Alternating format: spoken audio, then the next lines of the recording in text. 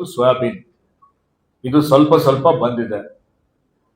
ಹೀಗಾಗಿ ನಮ್ಮ ನಿರಂತರ ಒಂದು ಪರಿಶ್ರಮ, ನಮ್ಮ ಅಧಿಕಾರಿಗಳು ಕ್ರಿಯಾಶೀಲವಾಗಿ ಕೆಲಸ ಮಾಡಿದ್ದಕ್ಕಾಗಿ ನಮ್ಮ ಜಿಲ್ಲೆಯಲ್ಲಿ ಇಲ್ಲಿವರೆಗೆ 2,50,000 ರೈತರು ಬೆಳೆ ವಿಮೆ ನೋಂದಣಿ ಮಾಡಿದ್ದಾರೆ.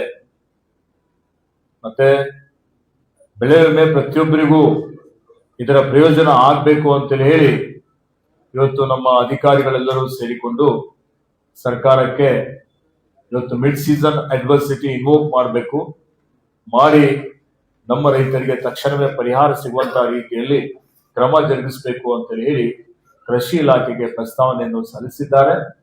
ನಾನು ಕೃಷಿ ಇಲಾಖೆಯ ಕಾರ್ಯದರ್ಶಿಗೆ ಮತ್ತು ಕಮಿಷನರ್ಗೆ ಮಾತನಾಡಿ ಮಾನ್ಯ ಮುಖ್ಯಮಂತ್ರಿಗಳು ಇದನ್ನು ಬಹಳ ಗಂಭೀರತೆಯಿಂದ ಪರಿಗಣನೆ ಮಾಡಿದ್ದಾರೆ.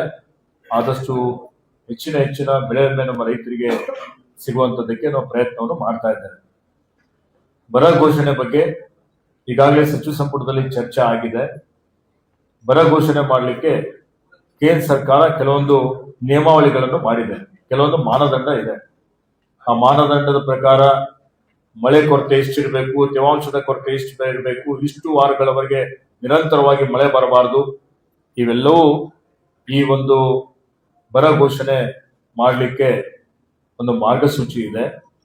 ಹೀಗಾಗಿ ಆಗಸ್ಟ್ 15ನೇ ತಾರೀಕಿನವರೆಗೆ ನೋಡಿಕೊಂಡು 15ನೇ ತಾರೀಕಿನ ನಂತರ ಎಲ್ಲಾ ವರದಿಗಳನ್ನು ಪಡೆದು ಇವತ್ತು ನಮ್ಮಲ್ಲಿ ಎಲ್ಲ ಡಿಸಾಸ್ಟರ್ ಮ್ಯಾನೇಜ್ಮೆಂಟ್ ಇದೆ, ಅಲ್ಲಿನೂ ಸಂಪೂರ್ಣ ಮಾಹಿತಿ ಇರುತ್ತೆ. ಅದರ ಆಧಾರದ ಮೇಲೆ ನಮ್ಮ ಜಿಲ್ಲೆ ಬರ ಘೋಷಣೆಗೆ ಇವತ್ತು ಒಳಪಡ್ತದೆ, ಎಲ್ಲಾ ಲಕ್ಷಣಗಳಿದ್ದಾವೆ.